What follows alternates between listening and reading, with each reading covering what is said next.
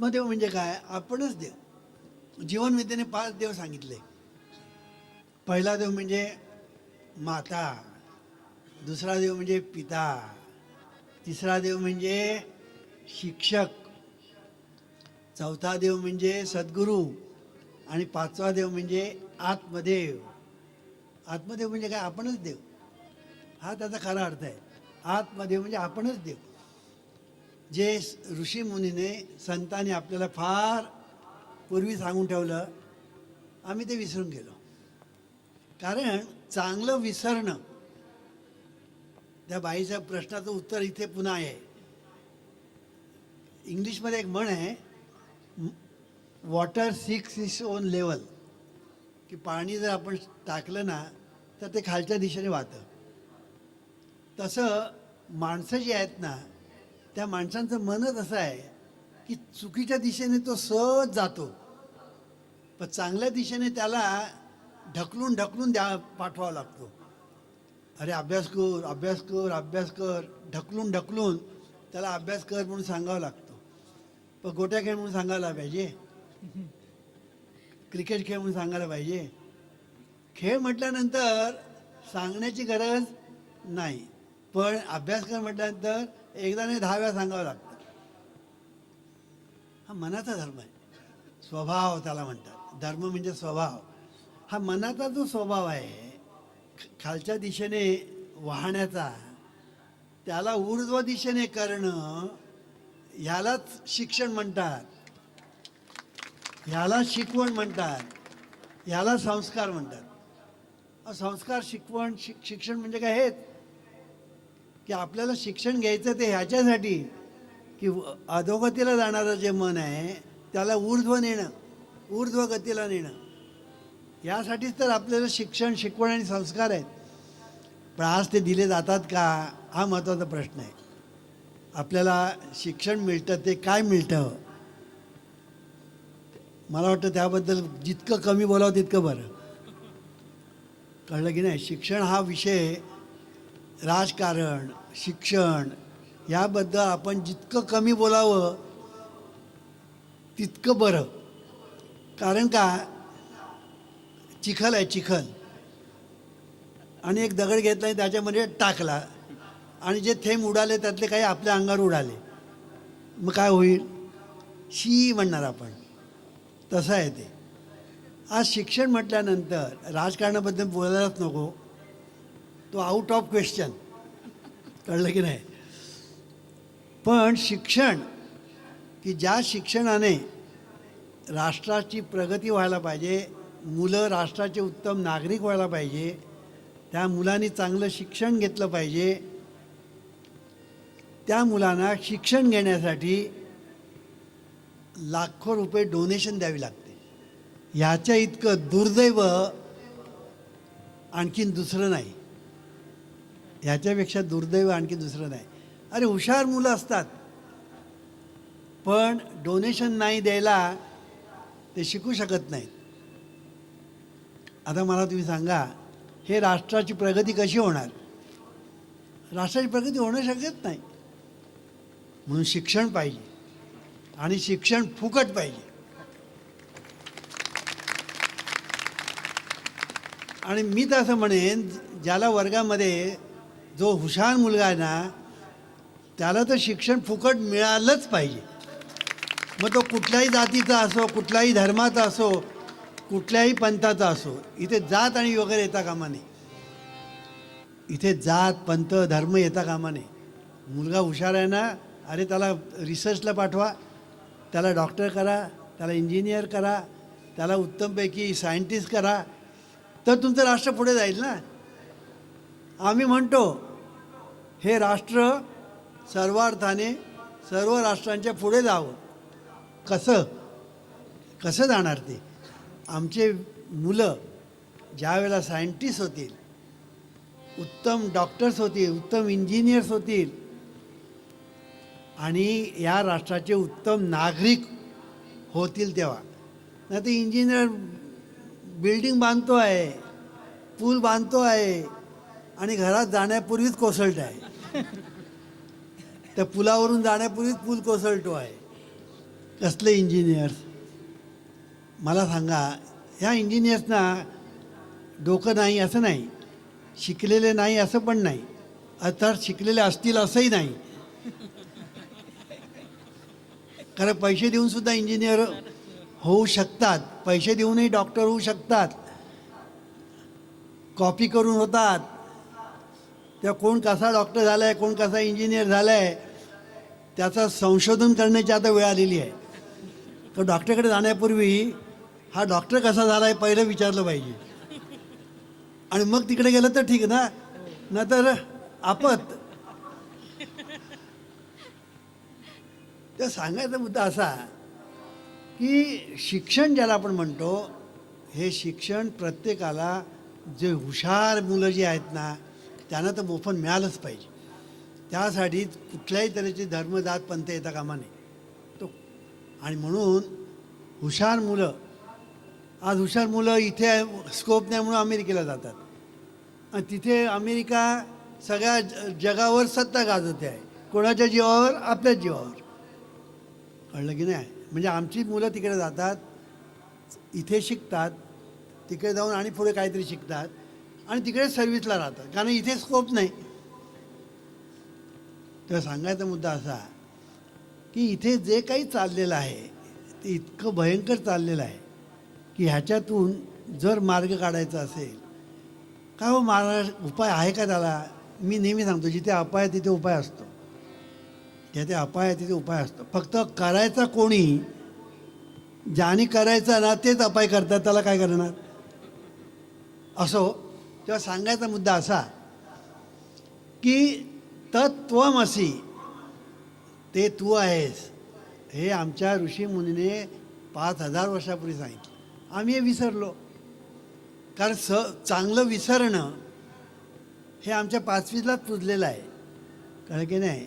आणि मग आम्ही नको त्या गोष्टी करतो. अरे घरामध्ये मुलं नापास झाली तर काय डोकं काय चालतं आईबापाचं, आणि कोणीतरी करणी केली, काय डोकं? म्हणजे डोकं जे देवाने दिलेलं आहे ते काय चालतं आणि कसं ते बघा. मी मगाशी जे म्हटलं की योग्य दिशेने जाण्याच्या ऐवजी जर उलट दिशेने गेले ते यांना सुख मिळणार कसं? मुलं का नापास होतात त्याचा विचार नाही, मुलं नापास झाली म्हणजे कोणीतरी करणी केली, हे डोकं यांचं. आणि हे बोलणार पुन्हा मुलांच्याच देखत. मग मुलाने मी नापास झालो, कोणी माझ्या काकाने करणी केली, संपलं. मग हा सुटला आणि ते सुटले, आणि शेवटी बोकांडी कोणाच्या बसले? काकाच्या किंवा मामा. हा सांगतो त्या कोण तो भगत, अरे भगत सांगतो याला, तुझ्या मामीने करणी केली. तो म्हणतो मला मामीच नाही. मामी नाही तर काकी तर आहे की नाही? हो म्हणा, काय मग तिनेच करणी केली, झालं, संपला. म्हणजे डोकी कशी चालतात. शहाणपण नावाची जी गोष्ट आहे तिचा जोपर्यंत अभाव आहे तोपर्यंत तुम्हाला सुखी करण्याचं सामर्थ्य ब्रह्मदेवाला नाही, हे लक्षात ठेवा. आणि म्हणून शहाणपण जर असेल तर या बाकीचं फालतू गोष्टी करायचीच गरज नाही, या फालतू गोष्टी करायचीच गरज नाही. पण हे आम्ही सांगितलं लोकांना पटत नाही, कारण मगाशी सांगितल्याप्रमाणे लोकांना ते उलट दिशेने जाण्याचं, कारण मेंदूच उलटा झालेला आहे. कळलं की नाही? मी जर तुम्हाला सांगितलं, हे बघा गोविंदराव, तुम्हाला तुमच्या भरभराट तुमची व्हायला पाहिजे असेल, तुम्हाला दुःखमुक्त व्हायचं असेल तर मी सांगतो ते करा. काय सांगणार तुम्ही? इथून साष्टांग नमस्कार घालत घालत काशीपर्यंत जायचं. हां, हे बरोबर. कळलं की नाही? हे बरोबर, काहीतरी ह्याच्यात आहे म्हणा. अरे ह्याच्यात काहीच नाही. कळलं की नाही? हे तुला कधी कळणार? असा साष्टांग नमस्कार करत जाशील ना, तिथे गेल्यानंतर कळेल की अरे आपण हे विनाकारण श्रम घेतले. पण असे जे गेले ना, गेले काही लोक, त्यांना दंडवते म्हणतात. ते जे नाव पडलं ना दंडवते, ते त्यामुळेच पडलं. मी खोटं सांगत नाही. तुम्ही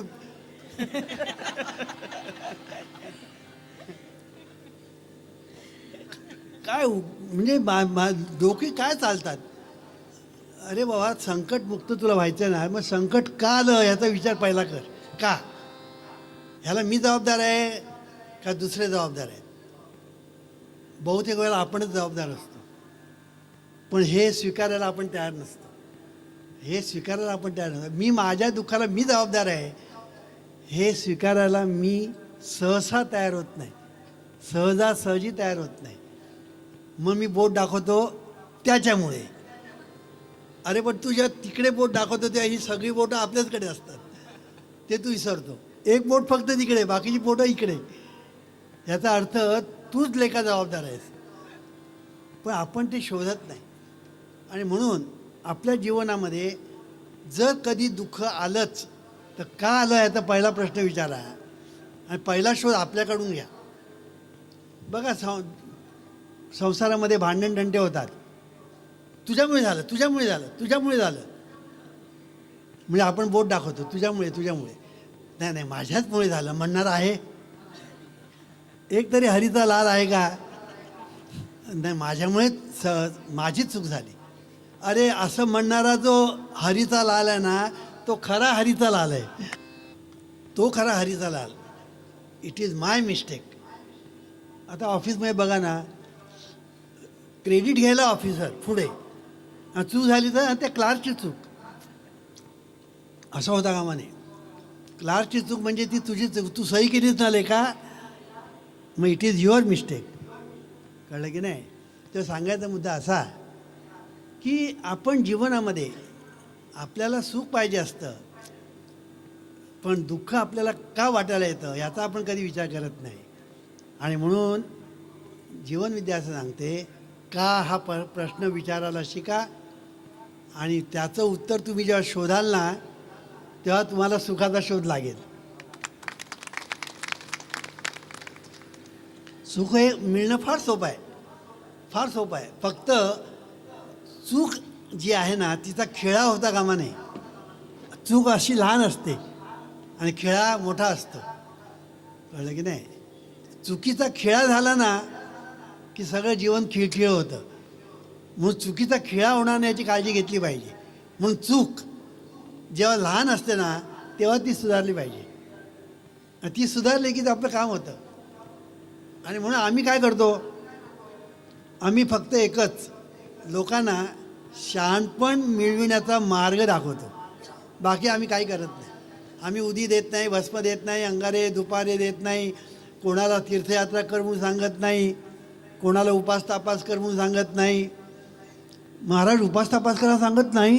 नाही, मग किती वेळा जेव्हा सांगतात, त्याची ऐपत असेल त्याप्रमाणे, त्याची कुवत असेल त्याप्रमाणे. ऐपत आणि कुवत दोन्ही पाहिजे. अहो काही माणसं अशी असतात, इतके कष्ट करतात, इतके कष्ट करतात शारीरिक, त्याला जर सांगितलं उपास कर म्हणून तर तो मरेल. अरे उपास कोणाला करायला सांगायचं? विठाला विठाला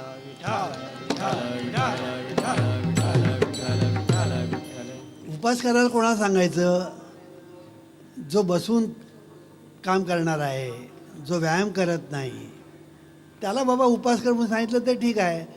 पण जो रात्रंदिवस राबतो आहे शरीराने, कष्ट करतो आहे, त्याला जर तू उपास करायला सांगितलं मरेल तो. आणि हा खाऊन मरेल आणि तो उपाशी मरेल.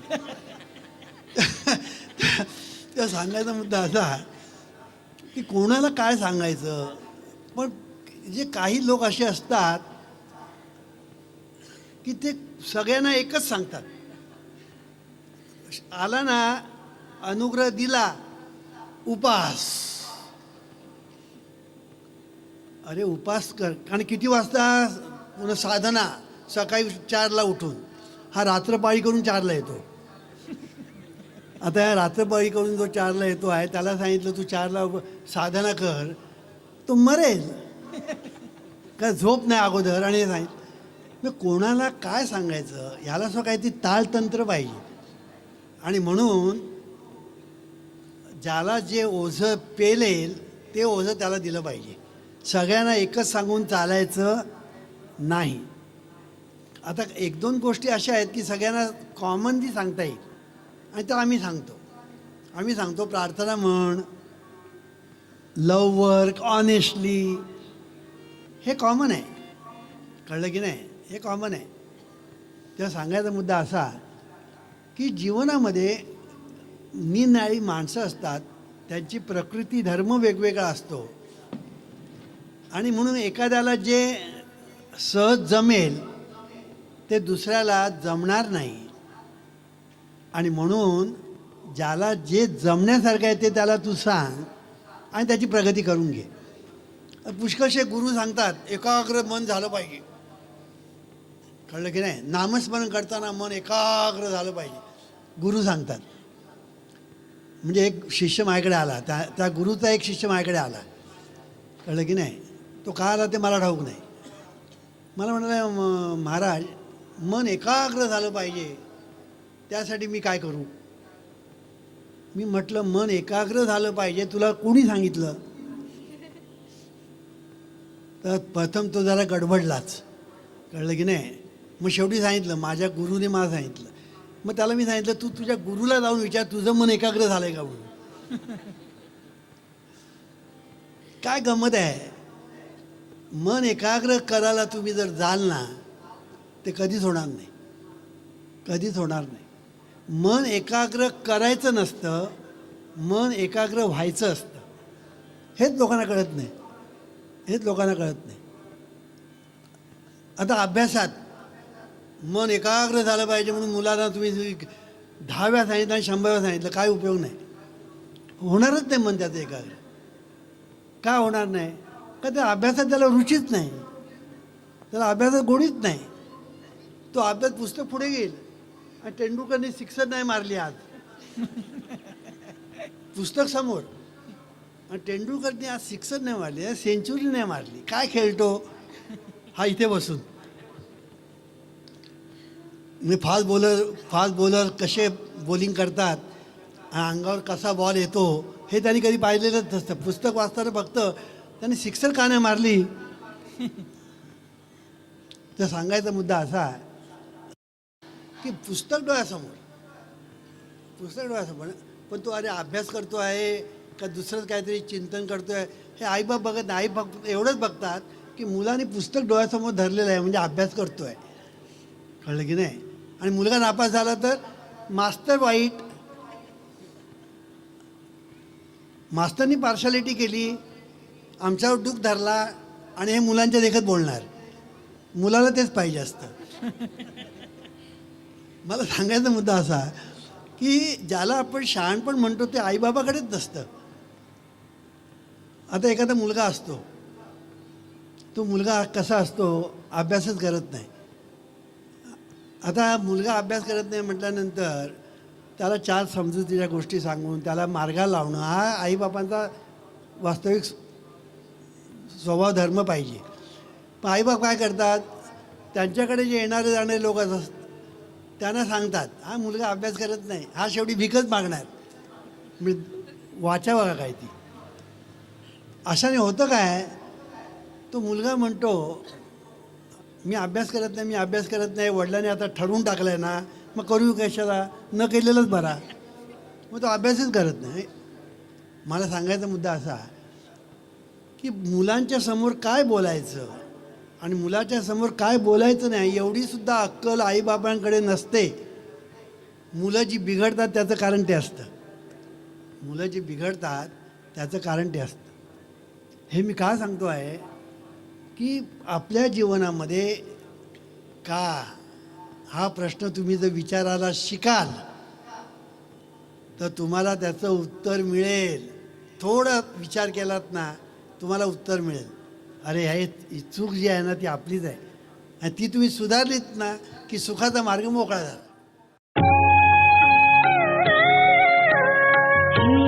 ईश्वरा सर्वांना चांगली बुद्धी दे, आरोग्य दे, सर्वांना सुखात आनंदात ऐश्वर्यात ठेव.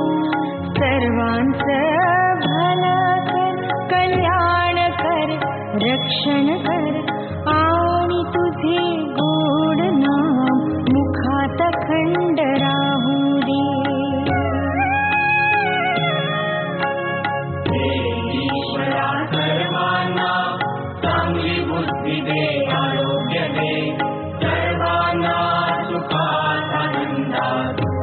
ऐश्वर्या